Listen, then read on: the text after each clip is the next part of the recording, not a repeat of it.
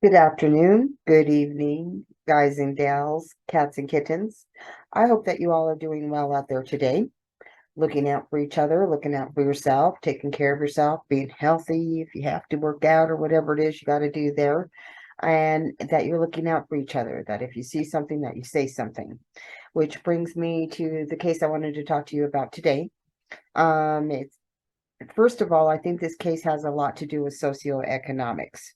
I think that people get pulled into situations they normally wouldn't be in because of trying to provide for their families, especially when you live in a lower income area. And then in certain cultures, you just have an option. Oh, well, hey, live this lifestyle and you're going to get this, that, and this. You know what I mean? And so this case takes place in California in a rural area outside of Los Angeles, where I looked up the median age is about 26. But it's a really hard life. It's a very poverty-ridden area, and a lot of times people get involved in illegal activities and end up a lot of times paying for their life because of those activities and the choices that they make. And choices that somebody made in this family, I feel, had a repercussion to the whole family in itself. And like in Mexico, the cartel, they do kidnap people and they hold people hostage. They force you to be a mule sometimes if you're not enrolling. And a lot of people do enroll on their own initiative because it is such a poverty-ridden area and other third world countries as well. It's not just specific to Mexico alone. But the cartels in third world countries are really, really dangerous and hard to deal with, and they're here in America as well. And I think this has something to do what happened to this poor family. Six people were executed on January the 16th at about 3:30 in the afternoon. Let me check on that here. An active person involving and hurting people stood over a 16-year-old mother and her 10-month-old baby and executed them in a brazen attack in a Central California farming community that has left six others executed as well.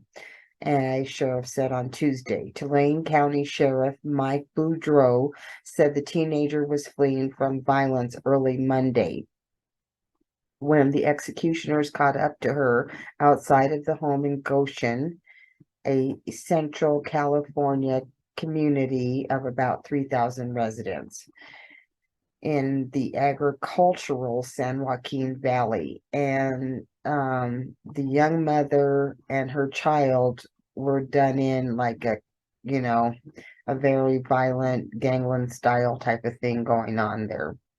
There were four other people too, ranging from 19 to 72, that were involved in this horrific incident as well. Sheriff Boudreau said that none of this was by accident during a news conference on Tuesday, that it was deliberate, intentional, and horrific. Investigators are also investigating whether it was gang violence. I think that's why we're not hearing a lot about it, because there's those repercussions being stated to the beginning. Although I have heard of illegal substances being involved in some other recent things that have happened as well, but that was covered in a whole lot of detail by a whole lot of people. And I want you to know that the people involved in this were probably had little to nothing to do with what they were actually injured for. And because you happen to be in the wrong place at the time or at the wrong time or involved in the wrong family, and one person or two people made decisions that everybody has to pay for. And this is the world that we're living in now, folks. There's no understanding, there's no empathy, there's none of that when it comes down to certain scenarios that you put yourself in. You can be just here today, gone tomorrow, just that easy. Here today, 5 minutes later, gone. I'm sure we've all seen the black and white movies and, all of the classics that we know of, where this type of thing is reenacted.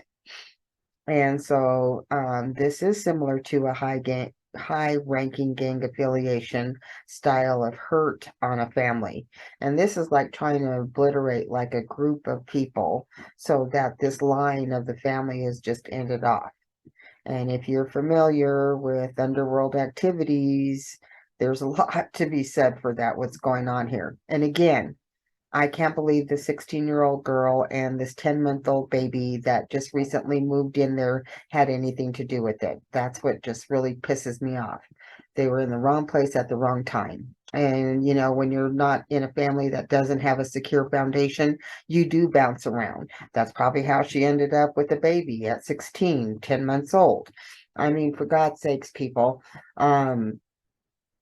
She may have felt like this was her only option, and she knew somebody may have been dabbling in something but didn't think it was this important, or may not have had an alternative as to what to do to stay off the streets for her and her child. And now the end result is that they don't have a future to look forward to. And these old people, I mean, yeah, they were up there in age, but they deserve to live a life too. They deserve to have a quality of life. I'm sure that they worked hard. I'm sure that they had nothing to do with it, but yet now people are gone. The sheriff's department on Tuesday identified people as Rosa Perez, 72, Eladio Perez Jr., 52, Jennifer Anala, 49, Marcos Perez, 19, Alyssa Perez, 16, and Nicholas Perez, 10 months. Those three, like a knife in the heart. Pina said Perez and her baby were living with her father side of the family in Goshen, and that her dad's uncle and her dad's cousin, her grandmother and her great grandmother were also living at the residence, which isn't unusual in cultural areas. And long time ago, a lot of families did it. They all banged together. You try to take care of each other. You try to pull your funds. And that's the way I grew up. I grew up with my cousins and my great grandma, and I think it's a fine life if you're used to it. I live alone now, so I can see both sides of it. But when you um, need a family, they're there for you. But there's also, ups and downs to that too. Authorities received a call around 3:38 a.m. Monday about multiple shots being fired. So many seem to think that it was something else going on, like a King Supers type of situation or the Aurora situation that took here in Colorado. So people were freaking out, man. And so they were calling the cops like mad crazy. The cops got there. Um, Goshen is 170 miles north of downtown Los Angeles. So it's not that, close, but close enough to. And being a farming community, there's a lot that could be going on there, legal and illegal, even if there's not a lot of people there. And again, socioeconomics, just trying to pay your bills, everything's going up and up, public service, your food, everything you got. And when you're on a fixed income or no income, you are in a corner. You're going to do some things you may not be proud of just to try to survive and to try to take care of your family if you have one. It was later determined the person who made the call was someone hiding at the property. Detectives arrived 7 minutes later and found two bodies outside the home in the street and a third body at the doorstep, Sergeant Boudreaux said. These people who survived, of course, are going through the interviewing process right now.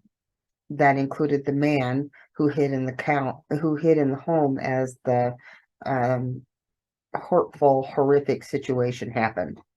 Could you just imagine? You're sitting there all that whole time, hoping that it's not you and just fearful for what's going on to your family. And I'm sure that it all happens a lot quicker in front of you than you think it is, or maybe time suspends. I'm not sure. Police had been to the home early in the month for Perez Jr., 52, who had an extensive criminal record, including driving recklessly to evade arrest and possessing firearms, drugs, according to prison records.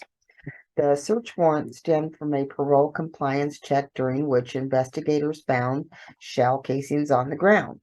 The sheriff said the occupants refused to let officials inside the home.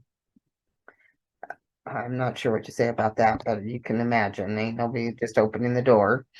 if you don't have a search warrant. So that's probably what they said, when you got the search warrant, you come back. So they did. Came back with the search warrant and arrested Perez Jr. after discovering ammunition, a rifle, a shotgun, and methamphetamine in the house. Court records show. He was released on bail 4 days later.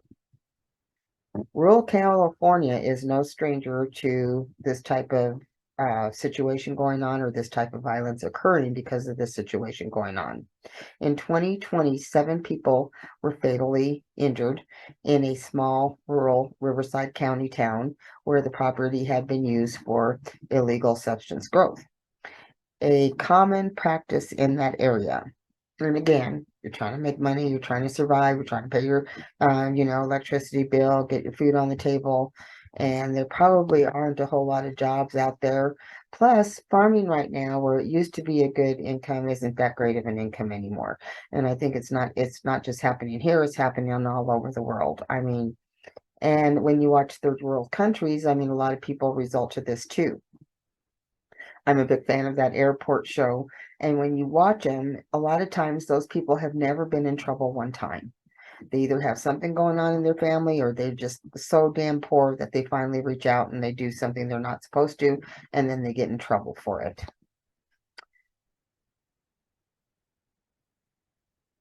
So I don't know. You know what I mean? It's up to you, but a lot of people like are selling kidneys. They're swallowing that many stuff. They said that some people have swallowed so many of those packet things that they're right up to their throat, where you can't even hardly breathe or drink anything.